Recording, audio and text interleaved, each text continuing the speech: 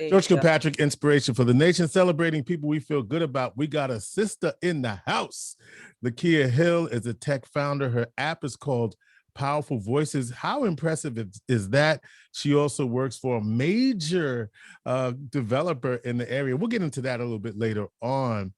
But the funniest thing for me about Lekia coming on the show today is that she's been up all night. Lekia, what have you been doing that you are showing up with just a minute of sleep? What's going on? I've been preparing for an event that I have later on today at Salt City Market with my 13-year-old daughter binge watching Jane the Virgin. True story. What was that about? Don't judge me. She's Okay. 13 and so we now, were watching Jane the Virgin. How did you get hooked on that? So you're supposed to do one show, right? Is that what it was supposed to be? Yeah, so my daughter, she's a TV buff and she loves to binge watch television shows because she's pretty much like being raised as an only child, even though she has an older brother. And so I told her, like, if you're gonna be watching this much television, then you better find some value in it. She started a long time ago. And so like she can predict how shows are going to go now. She wants to be a movie producer and director. And so I trust her judgment. She like looks into them. She looks them up, see what they're about before she watches them. And she loves to tell us about them. Mm-hmm. So she put me on to some pretty good shows on Netflix and Hulu. And this one, she said, we're going to watch Jane the Virgin. So she put the pilot on while we were preparing. She was helping me prepare for later today. And after the first pilot, I wanted to see the next one. And it's as I was saying before, it's like watching telenova at nighttime. You know, these Latino shows, they're really interesting. They're really exciting. Got a lot of like soap opera-ish drama.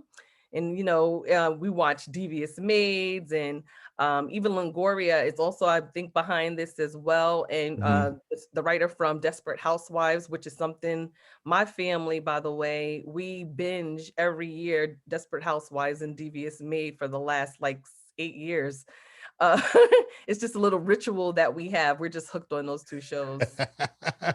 Well, all right. So I just want to shout out my daughter who is she's very proud of herself, but she just binge watched Degrassi. Now, you know what? Do you know what is kind of famous about Degrassi, or that Drake was in Degrassi? That's what it is, right? So Drake was in Degrassi and was there for a long time.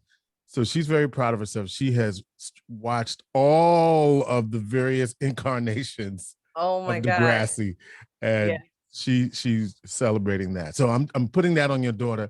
There's another, that's something else. That's going to take a little bit longer, but that's something that she can add to her list of things. It's a Canadian show, obviously, so you can also look at the differences there. So anyway, little bit of fun. Lekia, so tell me about this app, Powerful Voices, and you also have a podcast too.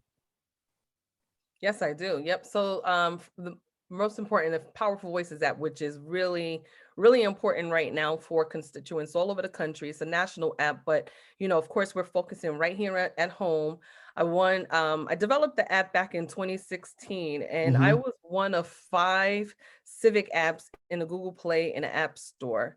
I won't get into all like the disparities with funding and et cetera. We could talk about that later, but I never gave up. I put my money out there, had my tech team create this app because Alton Sterling and Philando Castile were brutally murdered. It was caught on television through Facebook, and they were just showing it everywhere. And again, you had like celebrities and national activists, everyone telling people to call their lawmakers. And being a former forever community organizer, but at that time I had organized for about 6 years prior.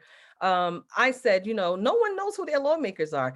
Actually, there's no real disparity. A lot of people just didn't know how to connect with their representatives. Why don't we create an app that does so? And so we did that, but we said, well, why don't we dig a little deeper? Because, you know, we want to make engagement effective. We want to make sure that it's impactful, and we want to make sure that it's making a difference, right? And being an organizer, we said, well, we need a civic engagement tool, right? And something with resources that meets people where they are, regardless. It's a nonpartisan app. Sure. And we got to work. I went to the Tech Garden. I pitched my shot to Rick Clonan at the time, who was the VP there.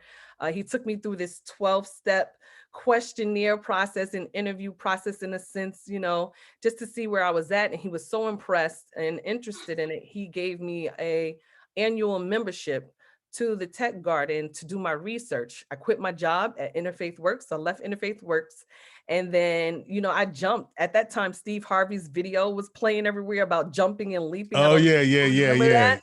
Yeah. So he got me. Even Barbara Corcoran from Shark Tank talks about jump and figure it out later. Yeah, she does actually. So your girl jumped. My family suffered a lot from it. My children, and then my immediate family, like my mom and my grandparents, my aunts, everyone thought I was crazy. But when God gives you something in a vision, and you're so motivated by it, and this what was happening at that time was so close and near and dear to my heart, organizing across the whole entire New York state. I've seen various communities that's just like Syracuse. Actually, Syracuse is like a snapshot of a lot of disenfranchised and impoverished communities across this whole entire state, particularly in policies. And this is a very powerful community. I hope we could dig into that.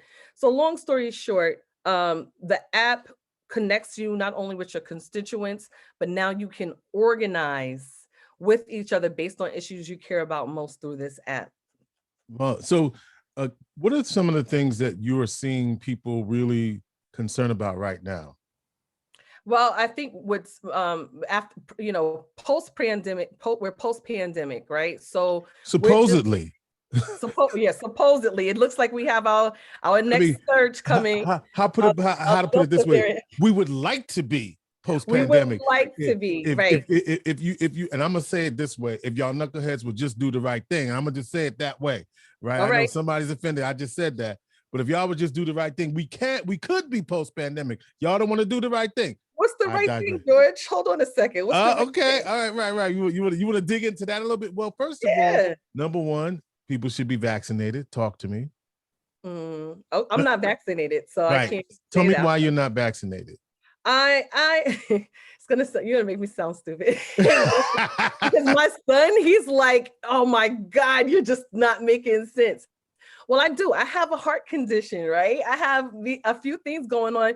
And then my doctor, yes, she said all the more reason for you to get it. She's been, I get that. But I've seen the reactions that people with my condition in particular have hypertrophic cardiomyopathy, and how it's impacted them. So, I'm just a little, I'm one of those, let me wait and see what happens to you guys before I get it. Let me say this to you.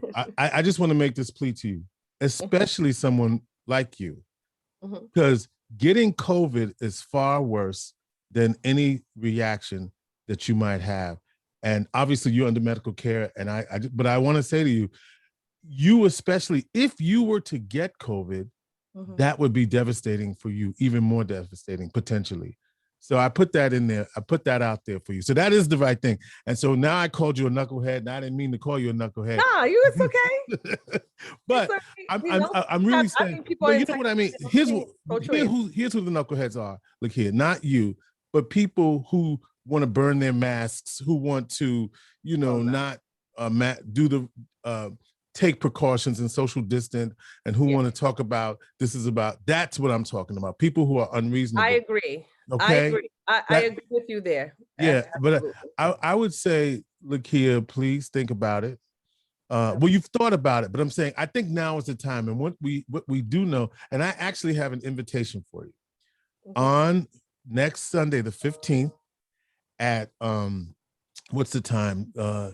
Next Sunday, the 15th, we will have a clinic at the Leavenworth Park where you can stroll right in there, sister, and get your vaccination, and we could just end all of this, and we'll make sure, if your doctor says it's okay, but your doctor says it's okay, and we can end all we can end all we can end all of this, and then you can come back and tell the community how hesitant you were for all of the reasons. So I'm inviting you August 15th, 2 to 5 at the Leavenworth Park, and it's part of the family health gatherings with the Syracuse Community Health Center and other in the CNY Jazz Arts Foundation. I'm only saying that because I'm also a part of that, and one of the contributors. And listen, I wish I wish that my mother, I wish she could have got the vaccination. You know what I'm saying? I wish that there was no vaccine for her. Right. So Tuesday, Saturday, she was gone, right? After contracting COVID. So I wish that I wish that there was a vaccination so that I could at least be with her, hold her hand, and if she were to leave this place, that she would be able to leave it with family. So that's my reasoning. And as soon as I was eligible, I ran down there and got it, Mm-hmm. and I had no side effects really. You Mm-hmm. feel a little, huh? But not like some other people who have, they had flu like some symptoms. Some people had it. There are various reactions. We didn't have that, and so Well, I did do my research, and I know that far more people had less reactions to it than the severe reactions I'm thinking of. And my son, I took him 3 weeks ago to get it. He just got his second shot this week, and he's it's him who he's consistently, I mean, every day. My daughter, she's just turned 13. She wants it. So I think also just looking to our family and listening to him, I'm going to get it. I'm not going to say I'm not, especially with this Delta variant. And I do yeah. want to be around. And to your point of like you losing your mom, I'm so sorry to hear that, by the Mhm, way. My mhm. condolences to you and your Thank you, family. thank you. But I say, this is what I say when it comes to it, right? Because I think we have to get to a place where we allow people to make their choices for their Yes, lives, right, and we move forward, because that's really all we can do unless they're putting us in jeopardy. Because going back to your point, and I do practice safety for myself, because right, vaxxers, right, it doesn't necessarily protect you from COVID 100%, but it does protect you from the severe reactions from it, like death, right? correct. And I want Yeah, to be here a long time. I we really, and we really want do. we want you to be here. I We know want y'all you to do. be Y'all should, because here. Listen, no, it's I, seriously. I I'm gonna got this get for you. We need your powerful voice, and I'm hoping yeah.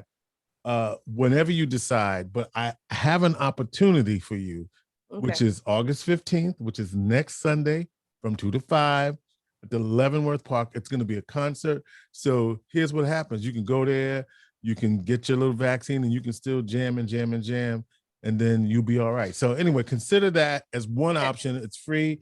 And I say this to anybody in the community, a lot more people after this, because of this Delta variant, are, I think the last headline I saw, vaccinations are up 30%. The other thing is, in this county, we're seeing a surge. Wegmans, for example, is asking people to wear masks in their stores. A lot of Mhm. people, the mall, Destiny USA, they're not requiring masks, but they're what are they saying? We would like you to wear a mask. That's what you're saying. They want you to wear a mask, even though it's not going to Mhm. be like the policy, right? And I will say Mhm. to you, for my own health and safety, I'm at the gym. I'm the only one, pretty much, with a Yeah. mask on, and it's because I'm of at risk age. Let me put it that I'm in the at risk age category, right? I know I look good, y'all. I know y'all saying, "What you mean, you know?" You look So good. Yeah. I'm making. Thank you, I appreciate that. But I'm making that choice, and my wife. We've been invited to various outdoor gatherings, and she's like, "I don't know if it's safe or not," because we have to do that. We have to take those precautions. Nobody wants it, especially if you have those conditions. So we went on that tangent, and I'm just Sorry. asking. No, it's okay. I'm just hopeful. In fact, I said that because I posted a little thing last week, and then look. I got people in my own family that are like, "Yo, I'm not even. I don't want to," but I. I think it's time for people to say, you know what, and I know. Do you know Dr. Sharon Brangman? Yes. So that's my go-to. That's my go-to. And I trust that she's going to give me it straight up, no chaser. Right. Dr. Brangman is on, she's like, this has been tested, it is safe, and it doesn't, she's just encouraging everybody. You can trust her as a Yeah. scientist who has studied the research. I mean, she's not doing it, but Mhm. I trust that she's, the chief of geriatrics at Upstate and the president of this and that and the other. She's telling us, as from in our skin, in our community that it's okay to be vaccinated and that you should be vaccinated because it's available to you. And it's the only way we're going to get to be post-pandemic. Okay, Lekia, Okay, George. I'm counting on you. All right. So back to and last thing I was going to say, and I think I said it earlier, I'll say it again, because we need your powerful voice. Yes. And thank you. You know, also I want to thank you for saying that, because being vulnerable in this moment, because you know, maybe something you said, I will do it at some point. So I think that at least it's moved from there. And I think that for some people listening, that's important to hear, right? Because a lot of people like, I ain't doing it ever. I don't know, you know, there's a chip walking around, and whatever the conspiracy theories are. We know we have a history of mistrust of government and scientists. But of all the people I've mentioned, Dr. Sharon Brangman is somebody that I trust and believe, and she's given it to me straight. Now, I've shared her thoughts on this platform many times, and I'll continue to give her the space to let our community know. Because here's the other piece of it, Lekia, and you know this. It's both and, because at the same time that we're maybe the least vaccinated in the country in by per capita, we're also the highest risk of dying more. No, you're right. Right. So you got me, George. Okay. I hear you. I overstand you right now in this moment. So I love that you gave me a deadline, and I appreciate, you know, your advocacy and your efforts right now, because it's real. I just want everybody, I hope when they're listening to this, if they're like me and they're not vaccinated, they're not in a space where they're saying no, absolutely not, never, but they're in that space where they are considering it, and they're just, you know, when I always say, when you're ready. Right. And I'm getting very close to being ready, because my anxiety is starting to kick in. And you know, I hear you, but all the stats and stuff, you know, against us, particularly in our skin, I overstand. So thank you. Appreciate you. I appreciate you being open too, because who knew what it was? We didn't plan this. We didn't plan this. And we need your powerful voice. I'll leave it at that, because and on the other side of it, you could also be a powerful voice for people like yourself who said, I needed to wait for a minute. Because listen, my sister was that person. And then we had we were gonna take we took a trip, and she said, okay, now it's time, right? Because I'm going to another place, and I want to be straight when I get there, when I get back. So do it for the community, because you're a community organizer. And I know that if you were organizing around this issue, you would be saying the same things I would be saying. So I just encourage you to if not the 15th, then, you know, whenever you choose. So you've got this app. This was almost more important than anything else. I mean, we could do a whole segment on just, you know, what's happening right now around the pandemic and COVID with this new Delta variant. The CDC is always updating its guidelines. I mean, what just happened in New York City, for example, yesterday with de Blasio making his big move and saying, listen, you can't go into restaurants without that card if you're not vaccinated. You can't go, you know, into certain gyms if you're not vaccinated. He's shutting it down, and he's making it a requirement, which is a big risk for him during an election season. But you know what? This is where we are. And so let's go back to your original question, right? What are some of the issues? And this is how this came up, right? I think that because we are more aware now of how important civics is to our life, how important policies are to our lives, with all the national attention and the national things that happen from George to the pandemic, that rallied people who would have never thought about voting, who you know, wouldn't even have thought about talking about it, or, you know, it was all over our televisions that it forced the most apathetic person to pay attention. And so that's when I applied for the grant, the Central New York Community Foundation grant. And then I said, okay, this is it. This is the moment. I knew it. I felt in my heart. And I got that grant. that You're a recipient of 41K. the Black Equity and Excellence Grant? Yes, Yeah. yeah. I won 41K to develop out the remainder of the app, with the additional features that were the most important features, because now it's tied to the census track, right? So we know we are state, we are federal, which is like national, we are state, which is whatever state you live in, and then we're a local, which is either your city, town, or village, right? In your count, in your counties. Okay, so the census tract only comes around 10 times a year. Think about that. Well, Mhm. with my app, we also have a life needs assessment, and we can pull and analyze data centralized in specific districts right now Mhm. and share those results with resource organizations and groups, right? Not just the ones, and this is our partnership with the CN. We also have a partnership with the CNY Community Foundation. We took their life needs assessment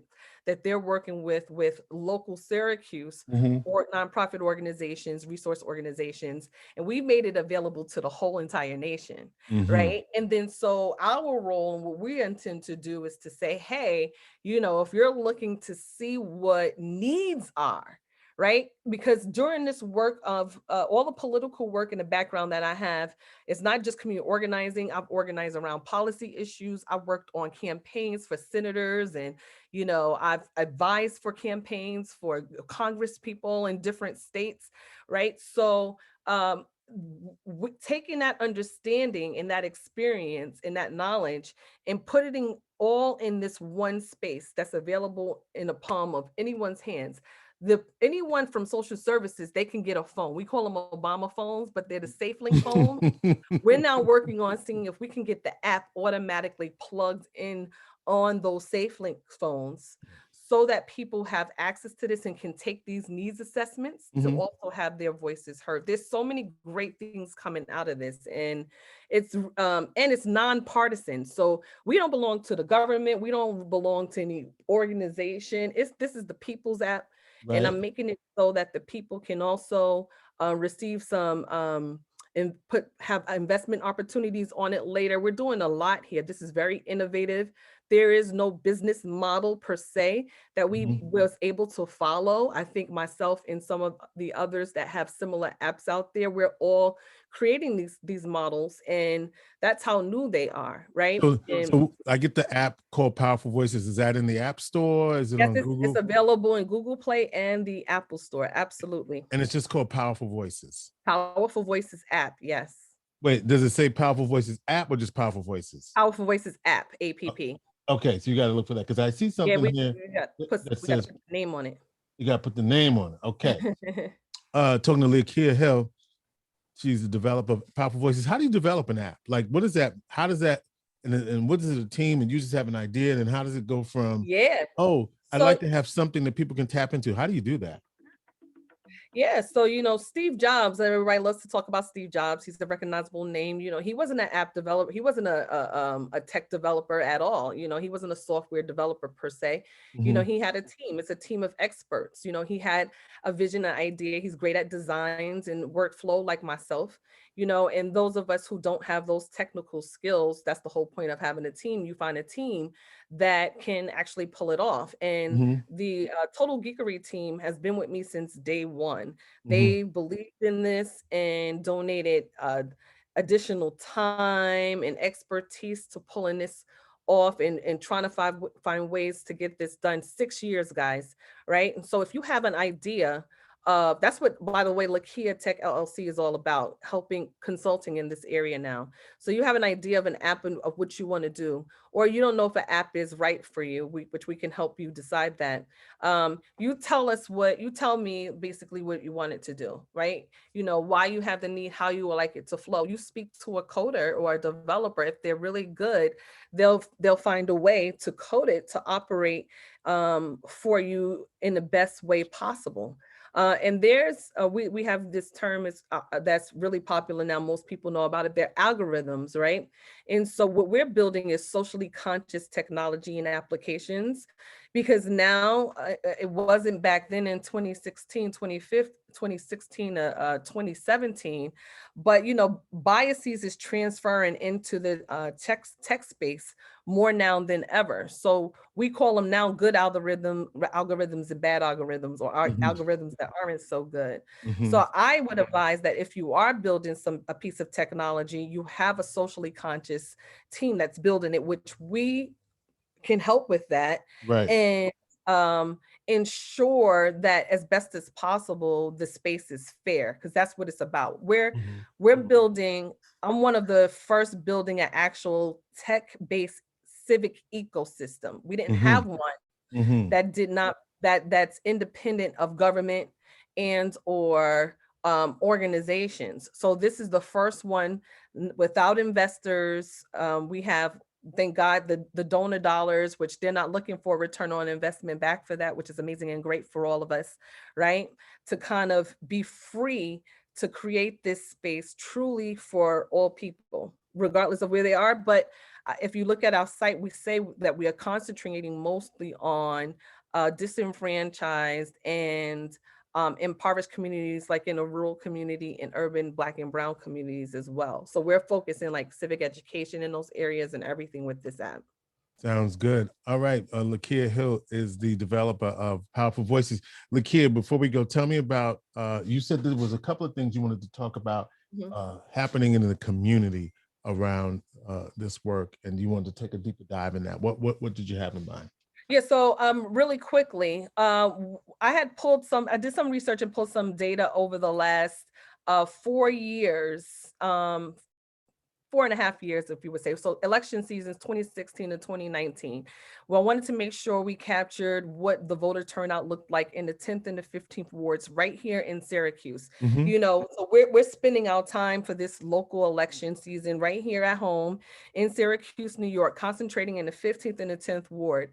In the 10th ward, we had an average of 1,800 registered voters with a turnout of just between, let's say, 750 to 824, Mm-hmm. right?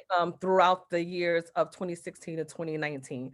In the 15th ward, though, where it's the Black and Brown community, where's the Black community, you had a little over 800 registered voters. That's extremely low for a course of 4 years, 5 years, right? With a voter turnout of just over maybe 400 to 500, 380 to 400 and change, right? Because I don't have the exact numbers off the top of my head right now, but that should be enough to make people go, oh my gosh. Right. So what we're doing right now is we're launching a Shake the Vote 2021 campaign focusing on Generation Z, ages 18 to 24. We are having our first meeting next week on Thursday. What's Thursdays? We're doing Thursday at 7 o'clock at the Salt Market City, August 12th. August 12th. Thank you to On Point for College. I've been working with them with interns for the last 2 years, and my interns, they come back. They really believe in this. They go to SU, Oswego College. Some of them are just in the workforce right now and, home healthcare aid. So their peers can really relate to them. This is a peer-to-peer campaign. I'm just helping the process and guiding the way. This is our most powerful generation, everybody, in the entire world, in the country, and even right here in our own community. And I'm very passionate about the youth. I know their power. I understand their power. I heard their voices over the years. I've done school exchanges between rural, urban, and suburban communities.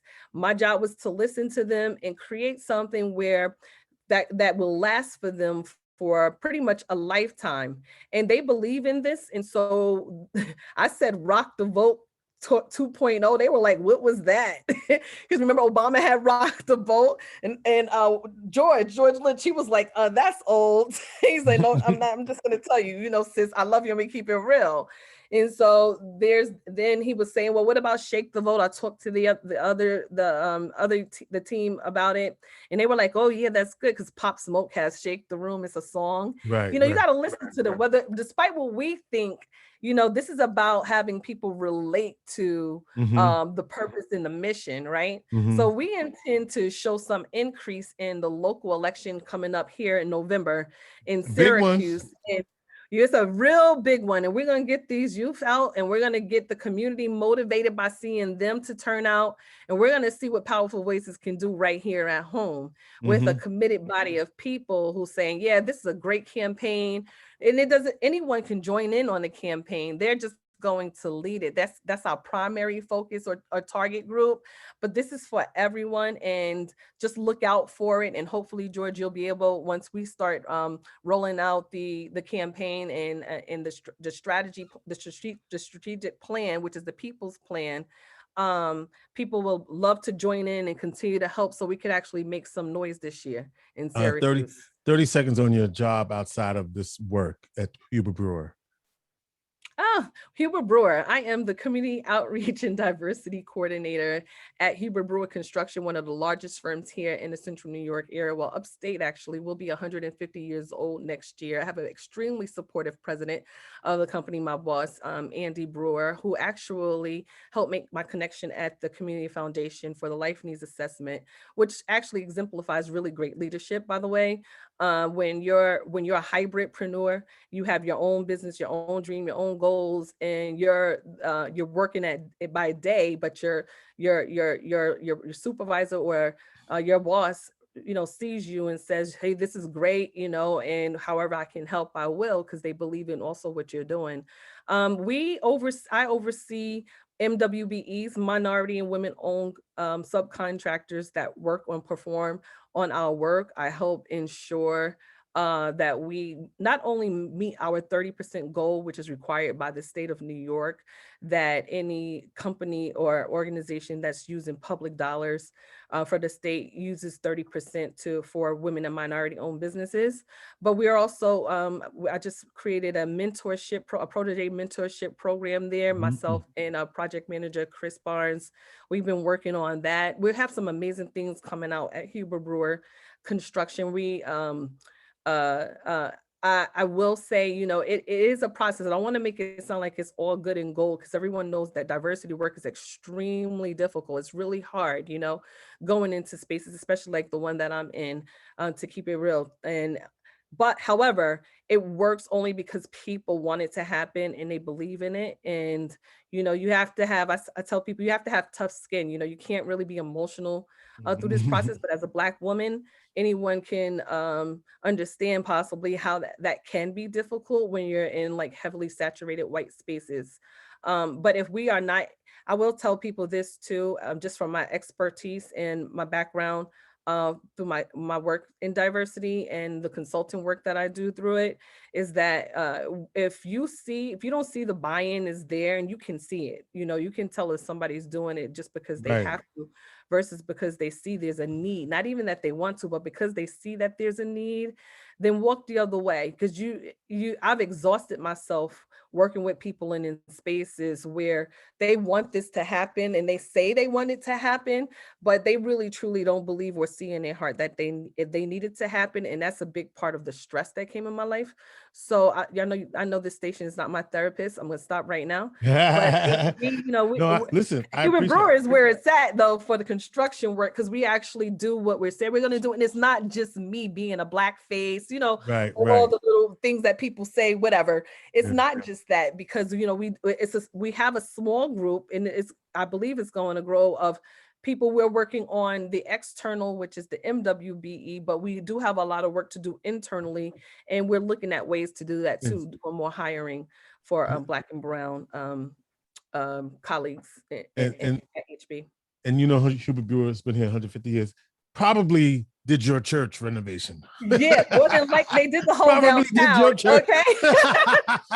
Listen, I pray. One day I was like, oh my gosh, if the Brewers write a book or allow somebody, if they're so humble, such a humble family, but I see it as a blessing to be able to be in that space and kind of learn, and listen and see how to run a really good company, right, and create a really good employee culture in there, not just necessarily about diversity, but just how to run the business. Yeah. All right, Lekia, we got to go. But thank you, Lekia Hill. You're welcome. She's the tech founder of Powerful Voices. She also told you about her work as a community outreach and diversity manager at Huber Brewer Construction. in the Q's, and download that Powerful Voices app at Download the app. on Apple Store and Google Play. And, yes, support tech founders, support Black tech founders, support women, support your girl. Have you reached out to lastly, quick, have you reached out to like Karen Hunter on the Sirius XM, and they have a Tech Tuesday, so you guys should reach out to her producers. Okay, I will. On, because that's what she's all about, and so reach out to them and let her know about your app, so that the nation, starting with Inspiration for the Nation, but the rest of the nation can learn about what you're doing. All right. So that's my assignment. Well, that's 2 assignments. You know what the other one is? I know. Inspiration for the Nation. Thank you, Lekia. Thank you so much, everybody. Thank you, George, for having me.